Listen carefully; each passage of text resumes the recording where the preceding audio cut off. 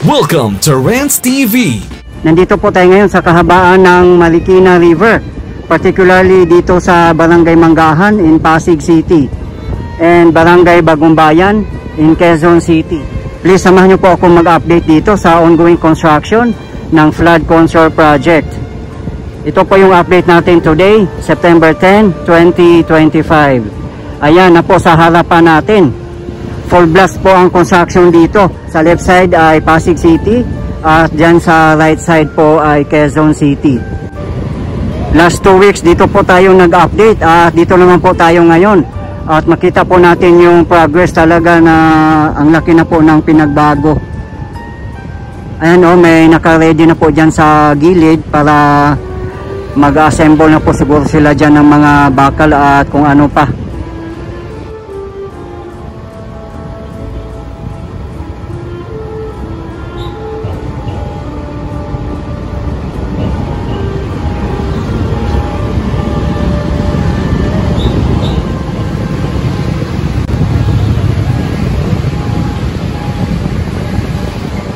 Diba guys, aware naman po tayong lahat no, sa kinakaharap po ng ating government ngayon sa corruption ng DPWH, particularly sa flood control projects. Marami nga po tayong napapanood sa mga social media or sa mga TV na marami nga pong ghost projects at saka ghost contractors.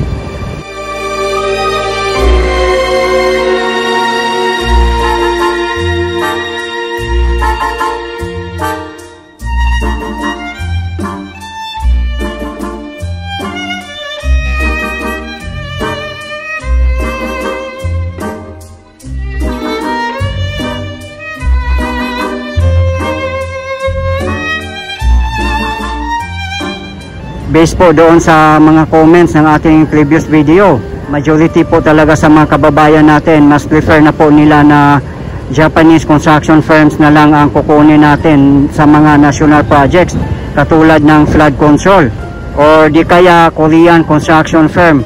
Wala na po silang tiwala sa mga local contractors natin. Kaya nga po nalungkot din po sila, nadadamay yung mga local contractors na gumagawa po ng mabuti kasi na generalize na po. Republic of the Philippines Commission on Audit, DPWH Central Office, Manila, Philippines. Project Contract Package 2, Marikina River Improvement Works of the Pasig Marikina River Channel Improvement Project, Phase 4. Location, Pasig City, left bank, Quezon City, right bank. Implementing Agency, DPWH, UPMO, FCMC. Fund sources, JICA loan number PH-P271 and GOP. Development partner, Japan International Cooperation Agency or JICA. Contractor supplier, Toyo Construction Company Limited. Brief description of project, channel improvement works for Middle Marikina River. Project date, duration 1,460 calendar days. Started October 20, 2021. Target date of completion October 18, 2025. At sa tingin nyo po guys, matatapos po ba ito by October 18, 2025?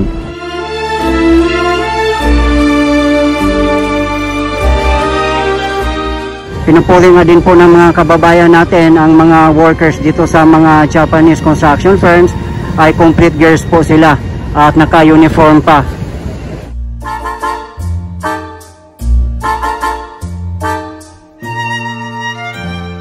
Maganda nga po kung matatapos na yung flood control projects dito sa kahabaan ng Marikina River. Kasi hindi lang po ito pangbaha, kundi pasyalan na rin po ng mga tao. Magkakaroon din po ito ng riverwalk, esplanade, river park, at kung ano-ano pa.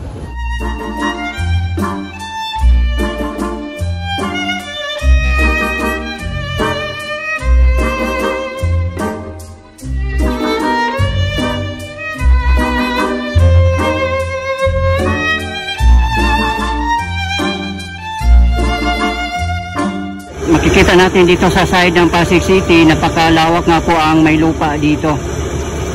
At sa tingin ko po ay kailangan din po nila yan para paglagyan po ng crane. Ayan po oh. daanan ng mga heavy equipments katulad ng mga backhoe, crane, mga mixer at kung ano pa. Kasi kung titingnan po natin yung pile sheet, napakalayo po, nandyan na po sa bandang gilid. So temporary lang po siguro yan. Kung magkakaroon na po dito ng dredging, tatanggalin na po nila yung mga nakatambak na lupa dyan sa gilid.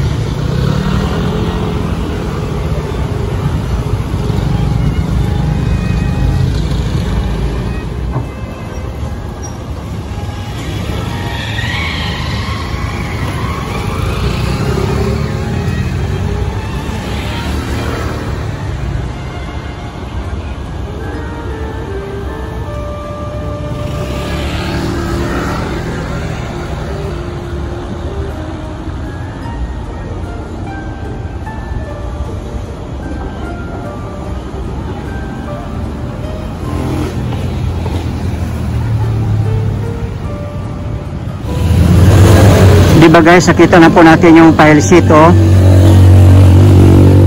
18 feet po ang haba niyan. Yan po yung ibabaon doon, oh. Diba, ganun po siya katibay at may kasama pang I-beam. Then saka bubuhusan. Dito po na side ang dike na nakaslope. Yan, doon po sa bandang baba natin ay marami na pong nagawa doon na mga dike. Pupunta din po tayo doon na side, doon sa may Circulo Verde Bridge. Ayun po sa baba natin. Grabe, full blast po talaga sila dito. Ayan o, daming mga workers. Ayan po yung Circulo Verde dito po sa Quezon City. Iba talaga pag Japanese contractor, tingnan nyo naman po ang mga equipment na ginagamit. Ang dami pong mga makinarya na ang lalaki.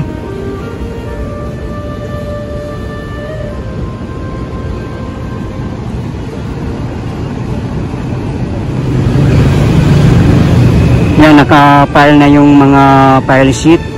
Ayan o, with I-beam din. Ganun po siya katibay. Hindi pa rin siya nabubuhusan dito na side.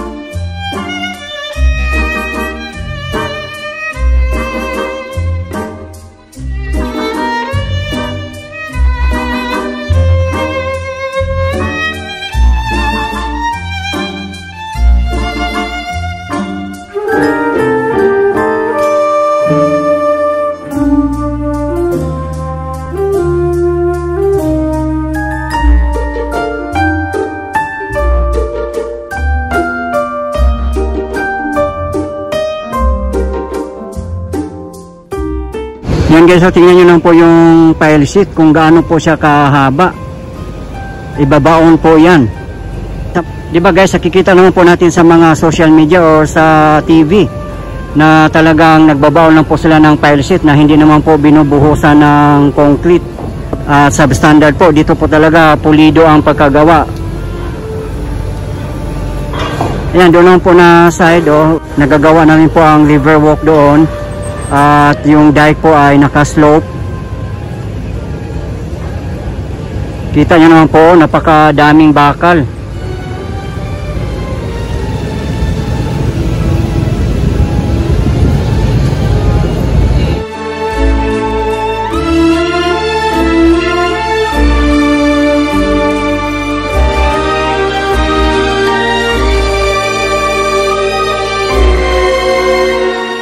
Napakataas din po ang dike dito or pader.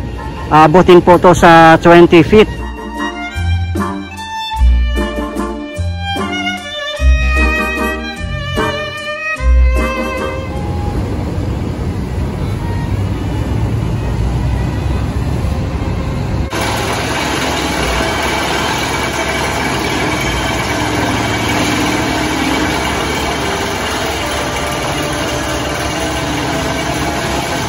Ayan po ang mga fire sheet na hindi pa nagagamit. Naka-ready na po. Ibabaw na po nila yan. Ang exact po pala na measurement niya ay 18 feet.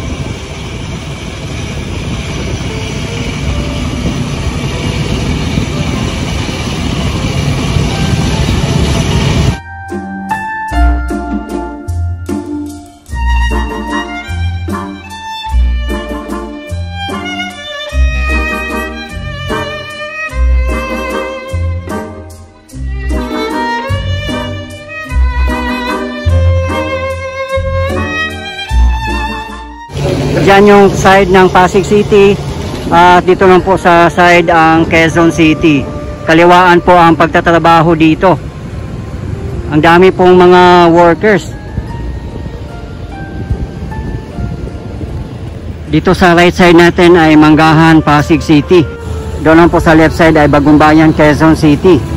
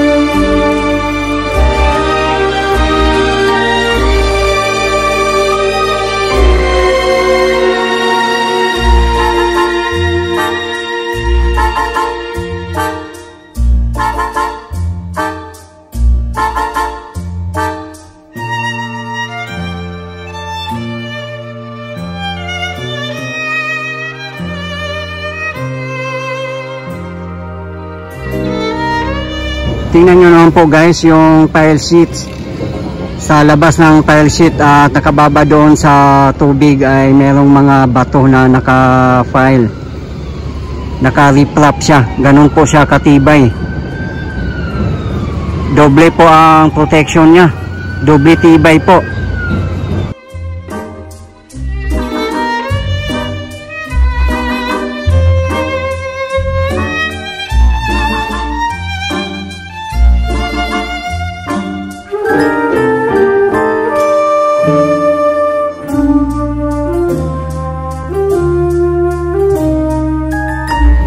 Kung napansin nyo po yung pile sheet, masyado po siyang malayo dito sa ilog. Ayan po.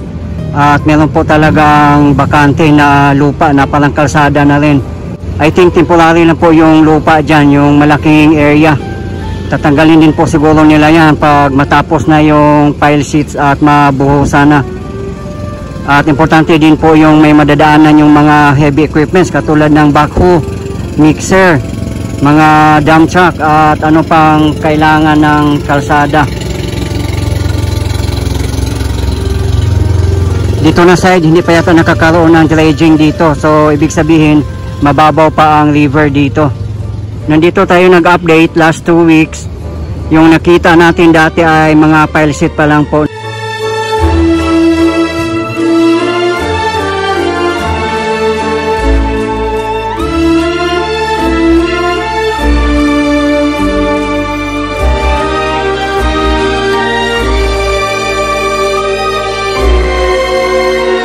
Diyan lang po sa bandang unahan natin ang Barangay Santo Ulan segment. meron din po tayong update na sa aking previous video lang po. Full blast din po ang construction doon.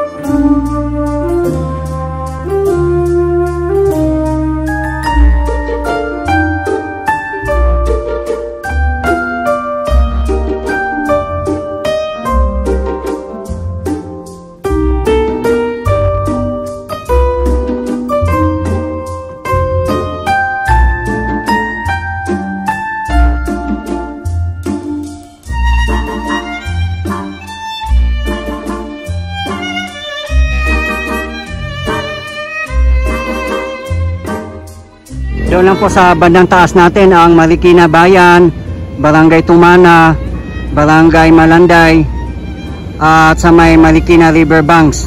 Nasa taas lang po natin.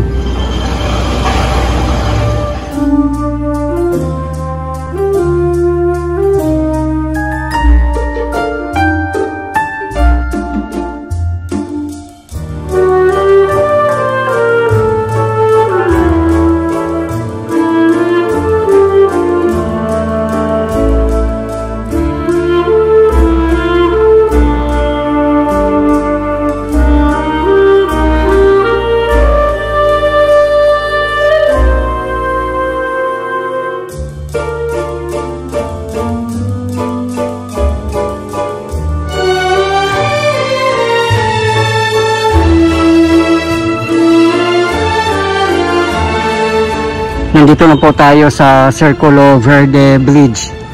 Palabas po ito ng Amang Rodriguez in Pasig City.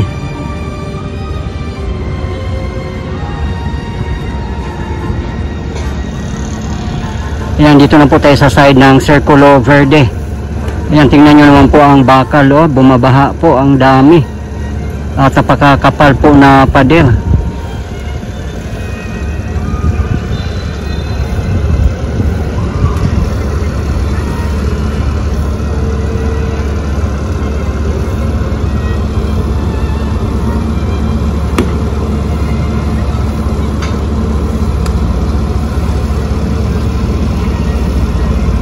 Tingnan nyo naman po guys kung gaano katibay yung nakabaon na 18 feet pile sheet with I-beam. Ayan po yung river walk nya, medyo hindi ganun kalapad ang river walk nya. At sobrang haba po ng pader dito. Actually private naman po yan na side. Yan po ay sa Circulo Verde.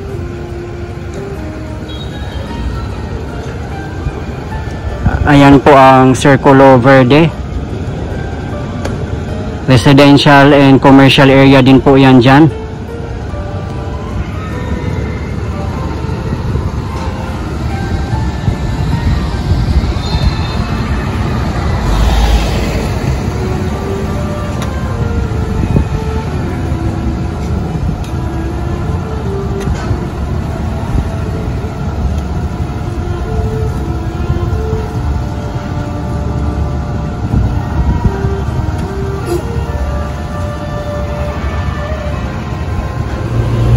Napakaganda po talaga ng kalalabasan ng project na to kasi funded po ito ng JICA o Japan International Cooperation Agency. Kawawa talaga yung mga kababayan natin na nabiktima ng ghost contractors or ghost projects. Aware naman po tayong lahat guys, no, kung gaano po kalaki ang budget ng flood control projects dito sa buong Pilipinas. Hindi lang po milyones, bilyones, kundi trilyones po. At kaya nga po sobrang nakakalungkot po talaga. Siyempre may kasama na po yung galit. Hindi naman po lahat ng budget ay napunta sa flood control projects. Isipin nyo guys, ganun po kalaki ang budget sa flood control. Tapos marami tayong napapanood at nababalitaan sa social media o sa mga TV na ghost projects nga lang po. At kung meron mang makikitang projects ay substandard po. Yung substandard kasi pagdating ng mga calamities tulad ng baha at bagyo, talagang mawawasak po yan. Hindi po talaga magtatagal pag substandard. Kahanga-hanga po talaga ang Marikina City, Pasig City, and Quezon City. Kasi hindi po sila nagtitipid. Talagang expert na po ang hinire nila, which is Toyo Construction Company Limited. Ito po ay isang Japanese construction firm. At alam naman po nating lahat, pag Japanese po talaga ang gumagawa, ay talagang pulido po. Talagang high standard. Kilala naman po yung mga Japanese, lalo na sa larangan ng mga infrastructures. Ayan yung ilog. At merong lupa na ginawa nilang kalsada na nakatambak. At ayun lang po ang mga nakafile.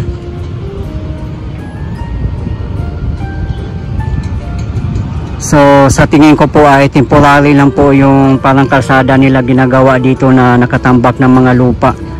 Yun nga po, para may daanan yung mga equipments nila.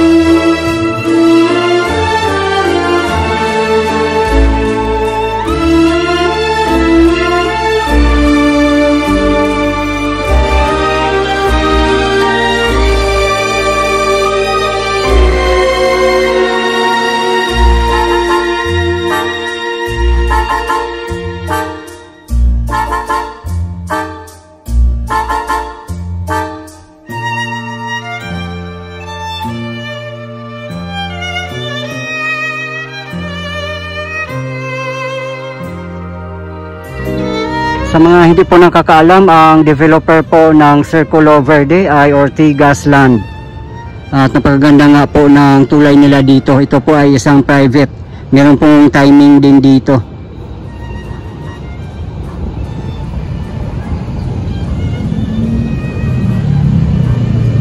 Meron na nga pong existing dike dito.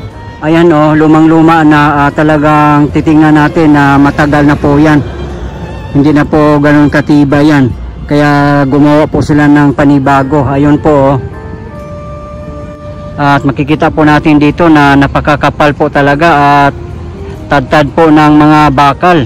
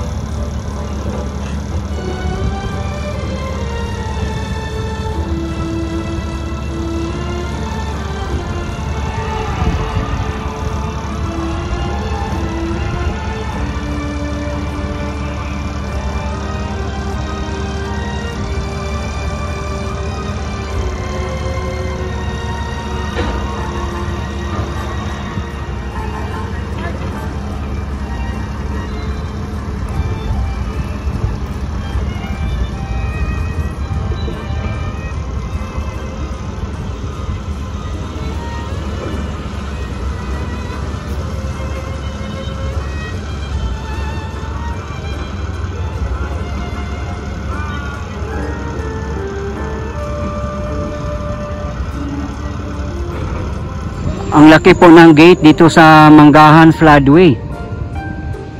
Para siyang dam.